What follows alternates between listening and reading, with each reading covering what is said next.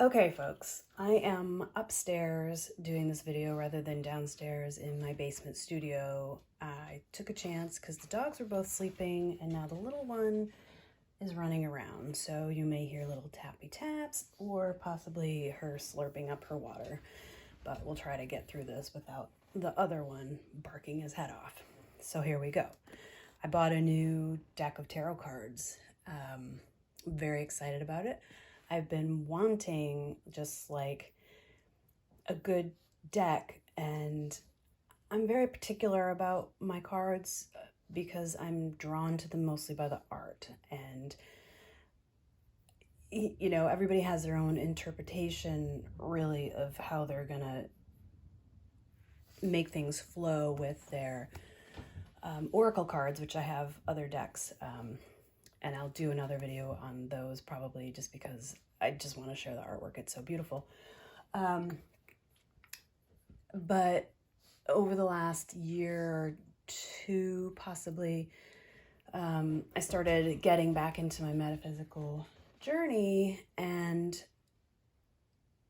found a book about meditations for psychic practice. I forget what it's called exactly, but it talked about the Akashic records. And so the first tarot deck I bought was this Akashic tarot deck, which, if you're smarter than me, you know there are 78 cards in a tarot deck. This has 62 cards.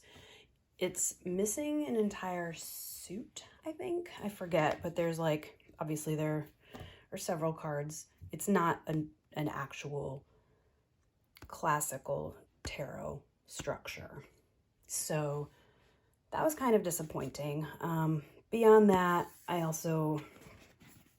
thought the art would be a little more exciting. I bought it online and there you go. I've used it a couple times just out of curiosity, but not my favorite. So I wanted a tarot deck with the right amount of cards in it. And so one of my absolute favorite oracles is Colette Baron-Reid. And she uses pretty much the same illustrator, Jenna Della Grottalia. I have no idea how to say her name, but her artwork is absolutely fantastic and magical.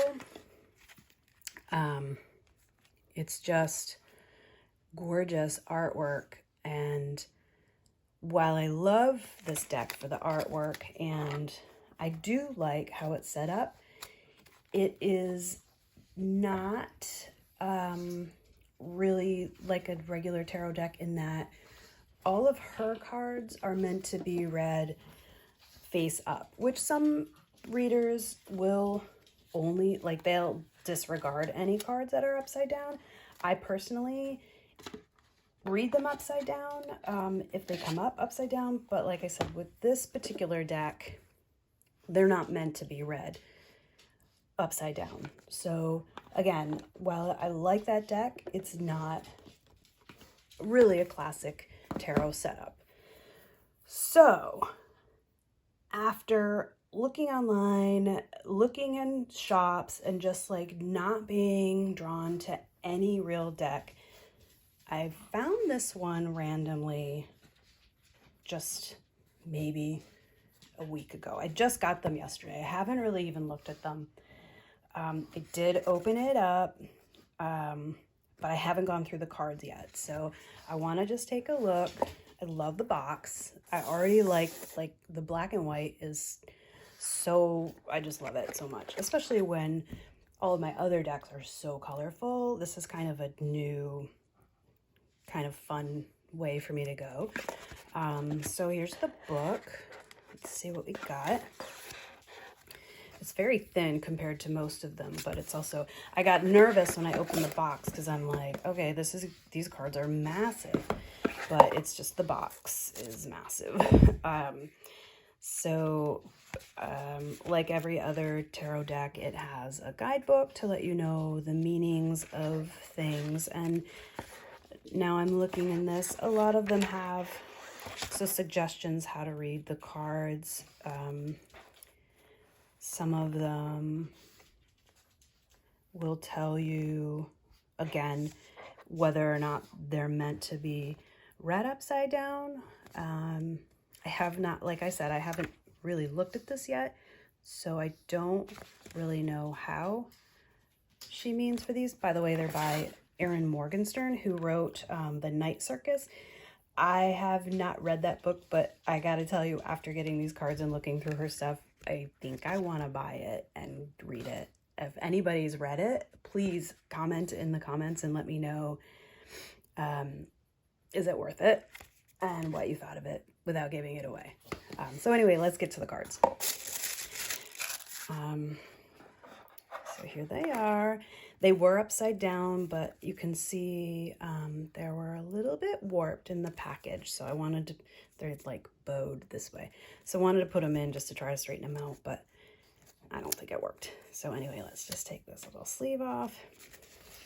Let's get a feel for the cards. So they have the texture of like a playing card. Hold on.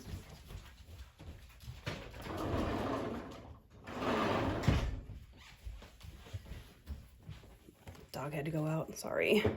I could edit that out if I had those skills, but not right now. This is like my 6th video, so we're not worried about all of the technical things. Anyway, it has a texture, which is interesting. They feel like playing cards. They're not as thick as the other decks that I am used to. So even size-wise, like I was worried they were too big, but comparatively, they're kind of small. I can feel that they are a little bit flimsy, but I'm not terribly worried about it. Let's see if we can shuffle them. I mean, they're, like I said, they have the texture of a playing card, so they're easy to shuffle. And let's look at the art, because this is what, again, this is what draws me to cards. And I have to say, I am truly in love with these. I'm so glad that I decided to get these. Now, again, just got them yesterday. We had a hockey game to go to last night, so I wasn't even able to open them up and look at them. So I will give a closer look later, but I mean, they're gorgeous. Truly gorgeous. So I'll probably do a spread with them today or tomorrow, depending on where I am in the day. But I am definitely glad that I bought these. I'm glad that I waited to find the perfect deck for my first actual deck. And if you use this deck, comment in the comments and let me know how you feel about them.